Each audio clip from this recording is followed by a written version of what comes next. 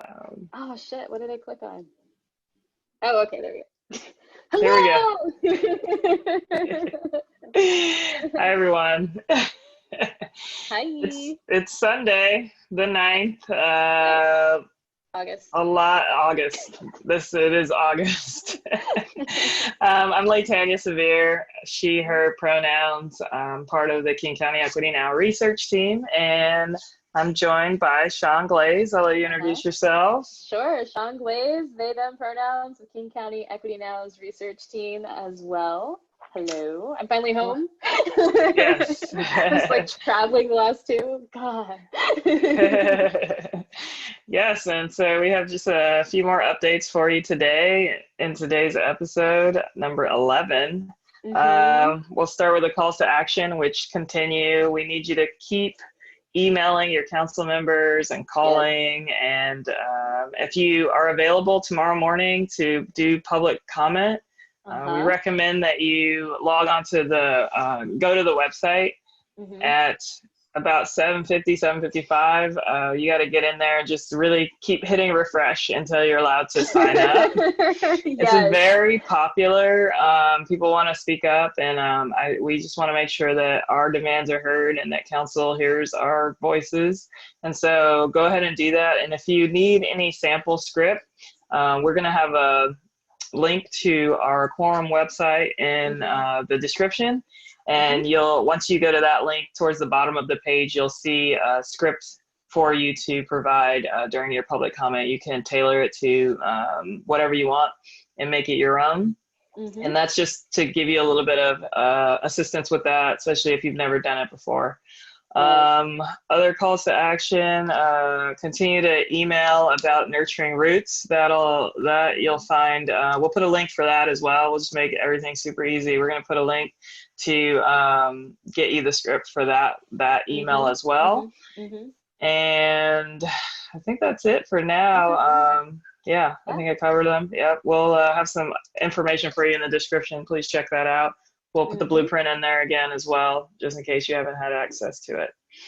Yes, absolutely. So those are our calls to action. Again, votes are happening Monday and Wednesday. So I know it's been a long haul, y'all, but we're almost there.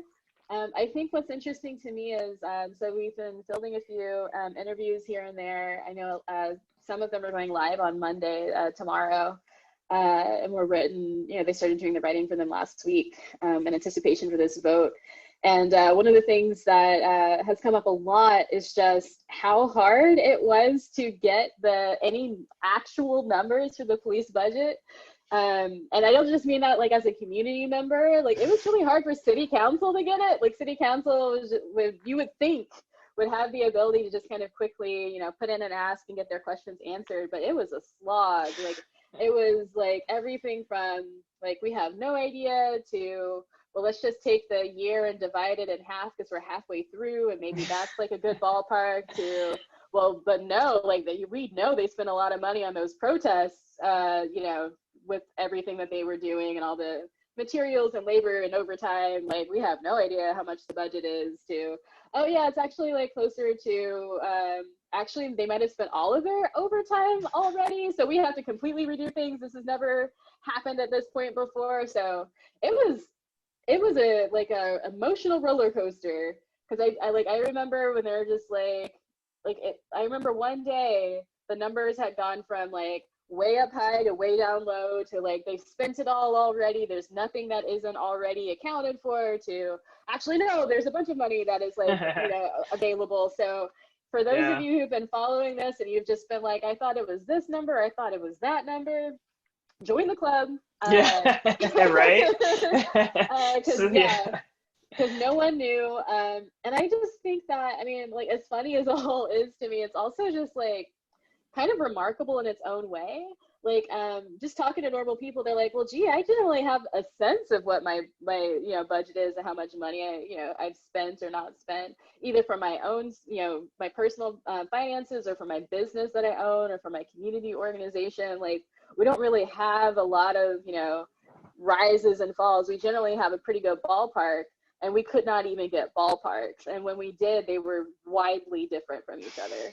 And so, you know, like, I think, you know, for me, it's like, it was easy at times to be really skeptical, because I'm just a skeptical person about a lot of things. I was like, you really have the numbers, you just want to share them, but don't want to share them. But it's like, no, actually, like, it really seems like for a long time, no one knew. And I think part of what it was is that they'd never been held accountable for this before. So it was just like, it's almost as if, like, and this is like a comparison for illustrative purposes only, but it kind of reminds me of like situations I've been in, like when I was teaching, where there'd be like a assignment that no one ever turned in, just as like tradition. It was just like, oh, we're going to do this thing. And then you're like, oh yeah, by the way, I'd like to see it. Go ahead and turn it in. They're just like, what? Right? You're like, you've never collected homework before. This is not what you usually do. Now you're randomly picking a day for us to turn it in? We don't.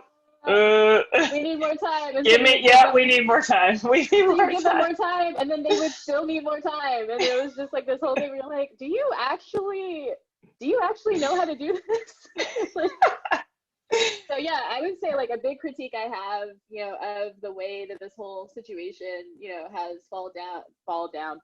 has unfolded, that I just want to highlight for people who are kind of more outside of this, is like the lack of accountability for the budget is a long-standing problem. Like, they have not been asked to be accountable for these numbers before.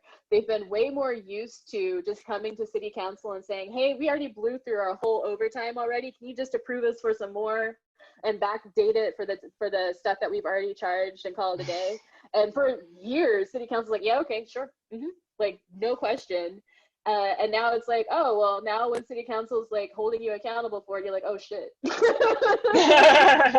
Let me actually add this stuff up and tell you where it's at.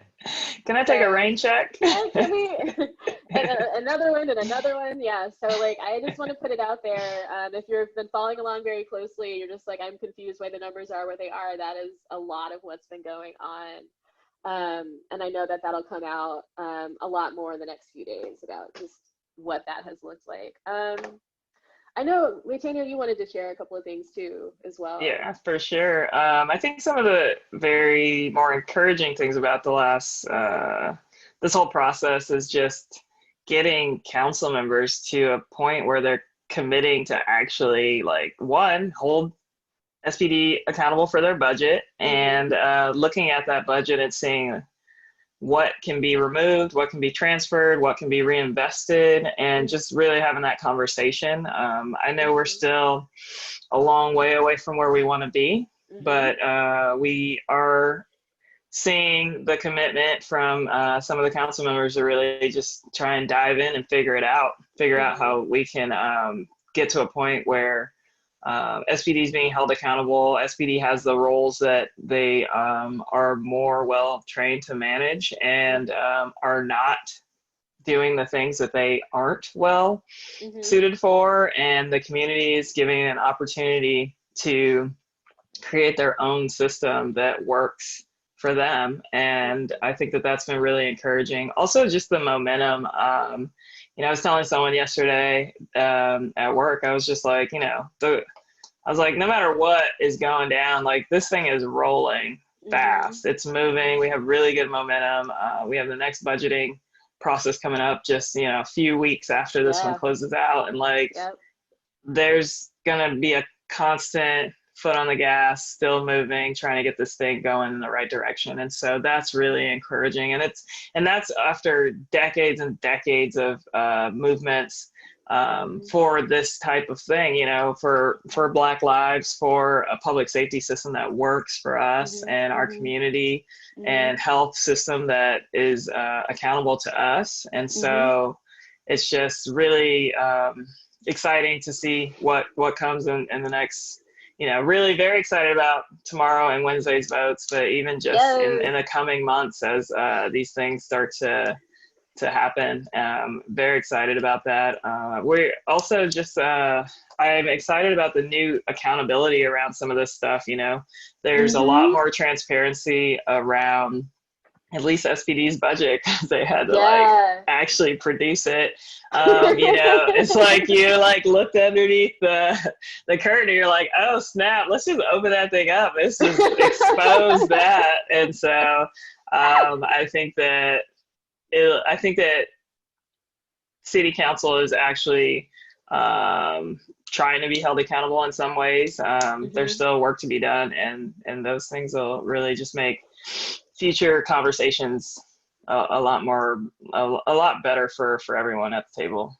Yeah, I think, on that note, like, I'm always looking for a recognition that you've messed up for a long time, and that like you are now taking a new behavior, a new action, a new vote, like a new like resolution, whatever it takes, and that you are concrete about how you messed up, what you're doing to fix it, and what you're doing in the future. And I'm seeing that a lot from city council.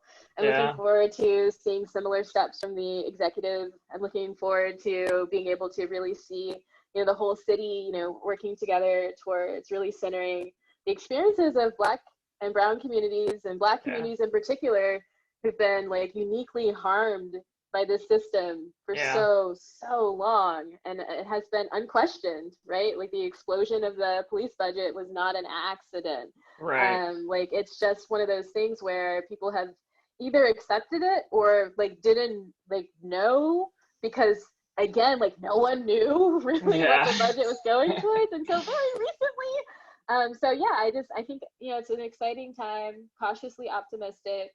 Always very cautious. Always cautiously. Too old to not be super cautious. Yeah, for real. Man. Yeah, so cautiously optimistic, excited to see so many people pushing. Keep it up. It does matter. And we'll keep moving from there.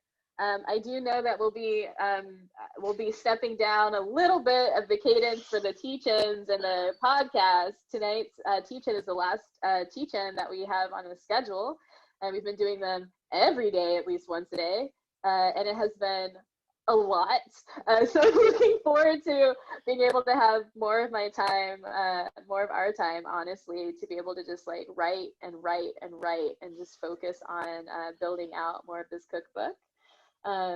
Although it has been such a treat to talk to people and hear like their perspective. I mean, there also have been teach-ins where like no one shows, and so you're just like, hello. Yeah.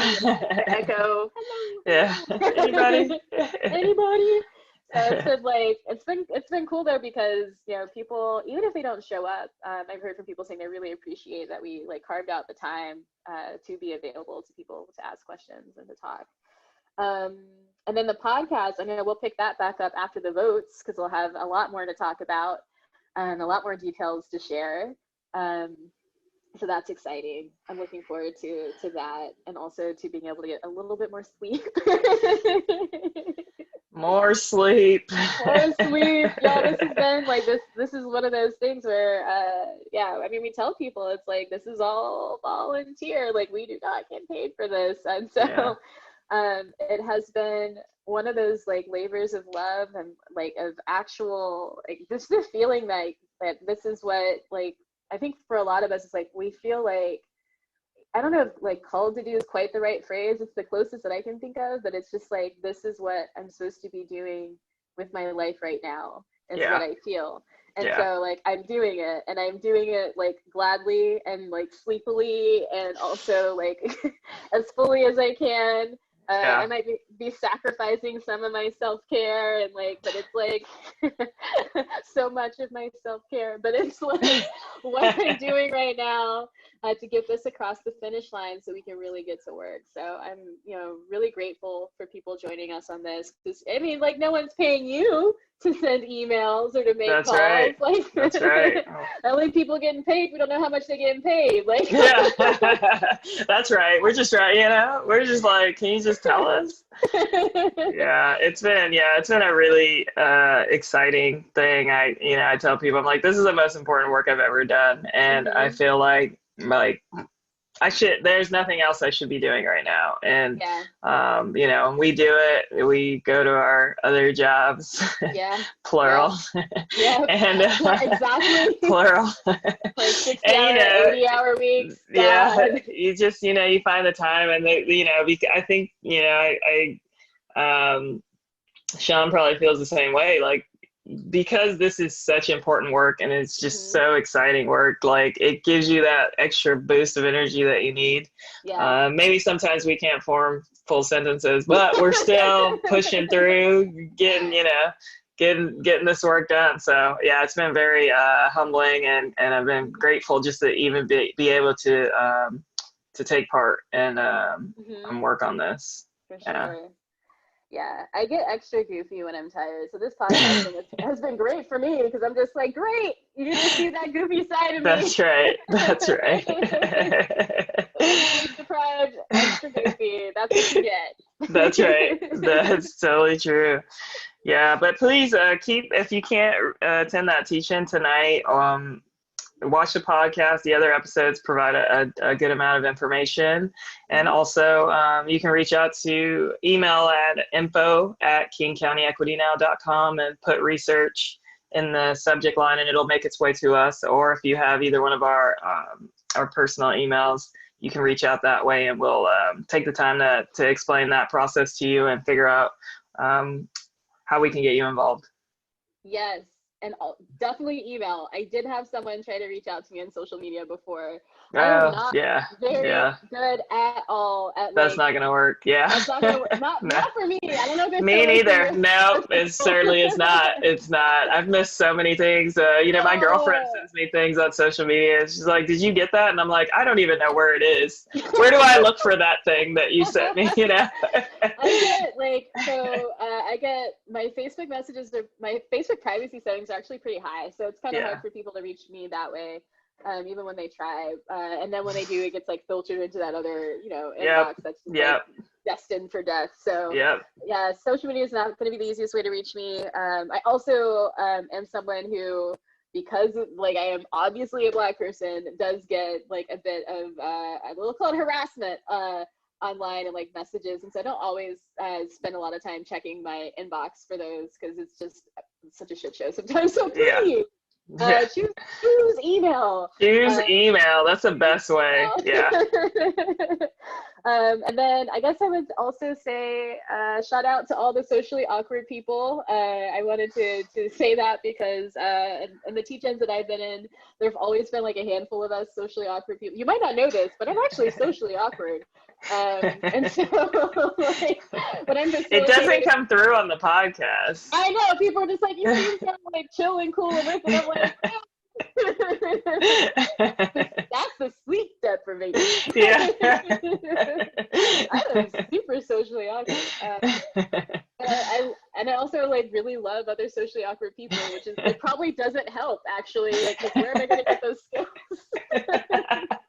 But shout out to all y'all, especially you shy ones out there. If the thought of emailing like absolutely like turns your stomach in knots and you just don't know what to say, it is totally fine to send an email that has the subject line research and then just be like, please can someone call me at or text me if that's like your thing. Please don't feel like you have to write out a whole like, I don't know, long email that like explains like yourself and your story and like where you come from. That's not necessary. We're just going to be looking for how to contact you anyway. So we'll put that out there for you. We've gotten a lot of sweet messages, and that's been really cool. And a lot of people saying they like our podcast. And that's been really sweet because we've never done this before. So I know. Cool. Yeah. That's awesome. All right, that's all we got. Well, thank you all for tuning in. We will have a bunch of information in the description, and we will see you again on Thursday. Yeah, Thursday. I was going to say, don't say tomorrow. No, definitely not tomorrow. We will not be here tomorrow. No. Thursday. That's right. Thursday it is. Yes. All right, bye. All right, bye. Let's see. Leave.